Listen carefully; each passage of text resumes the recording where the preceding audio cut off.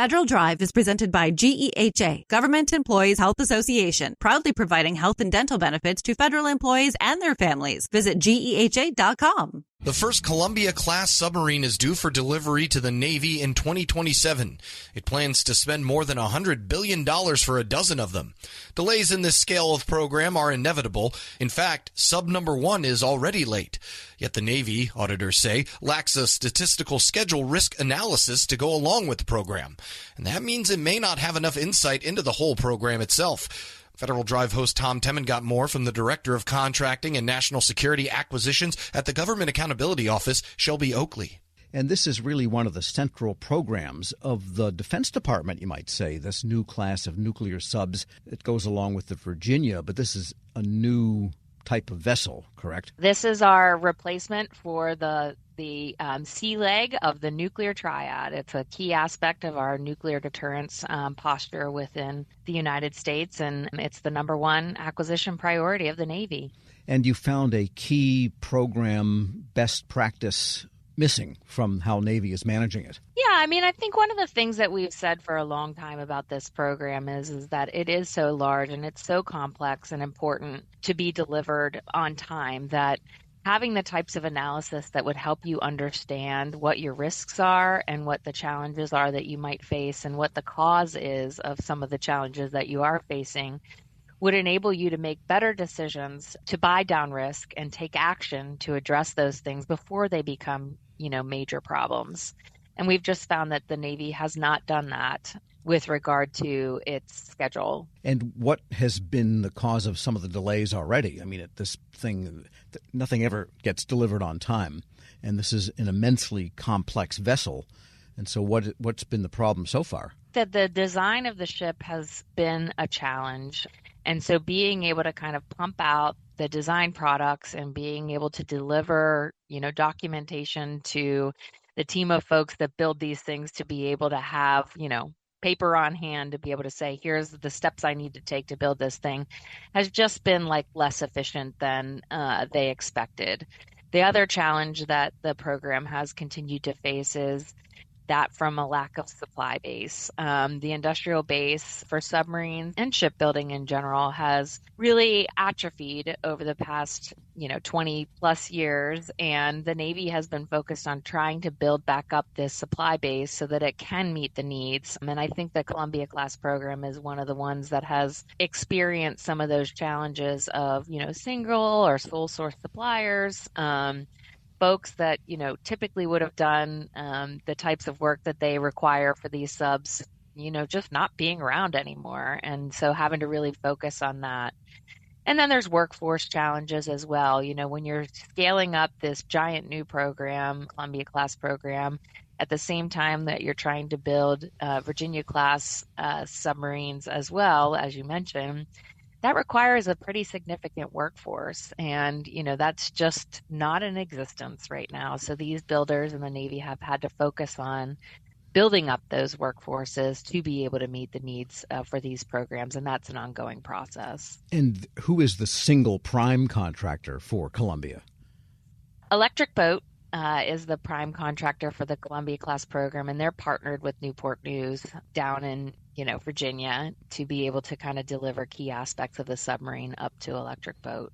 So in that sense, we have a sole source for nuclear submarines in the United States. Two builders for nuclear submarines, nuclear ships in general. So I think that that's kind of the other key, right, is that these are the only game in town. And so the Navy really needs to work with them to ensure that they're successful. And that's what they've been doing. They've been trying to kind of build up that expertise and that capability and capacity and work with these companies to be able to do that so that we can get the submarines that we need when we need them. Right. And the backdrop to all this is that the Navy needs this capability. The United States needs this capability because, as you say, it is one of the triads in deterrence. In fact, with some of the talk in Congress and some of the backdrop yakking, there might not even be a triad, but rather a duad or whatever. And so the submarines will definitely be part of it, regardless of whatever else they cancel at some point, if should they do so. We're really experiencing the outcomes of delaying decisions to recapitalize the nuclear triad that happened over a number of years. So, you're mentioning the Sentinel program, which has a lot of challenges itself right now, but we're also building new bombers. And, with this program, all three legs are being recapitalized at the same time. And that's a huge cost. And that's a huge risk to us if we aren't able to achieve that. And so hopefully, we're able to overcome a lot of these challenges and get these programs out.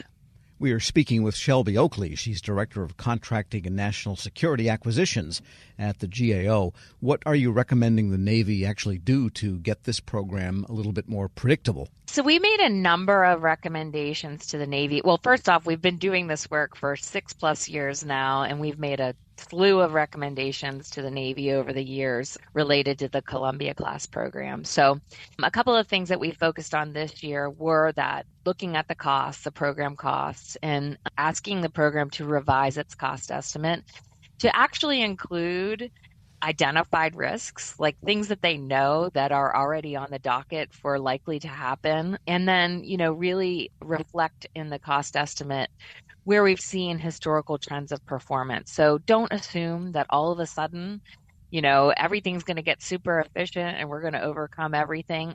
Actually reflect reality. So we definitely have that.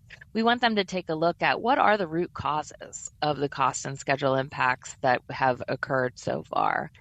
That's an analysis that the Navy hasn't done. And so we want them to understand what those root causes are to be able to then take corrective action.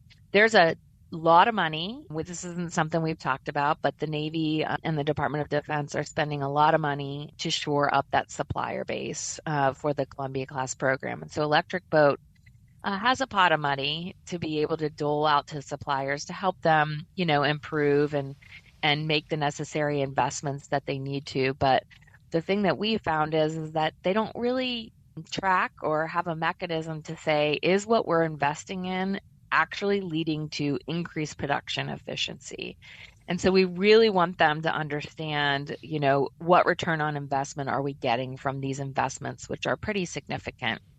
And then finally, one of the ways in which the program is, the contractors are trying to keep up with some of their capacity challenges is that they're outsourcing a lot of work that they normally would have done in-house. So that means giving it to another contractor to do.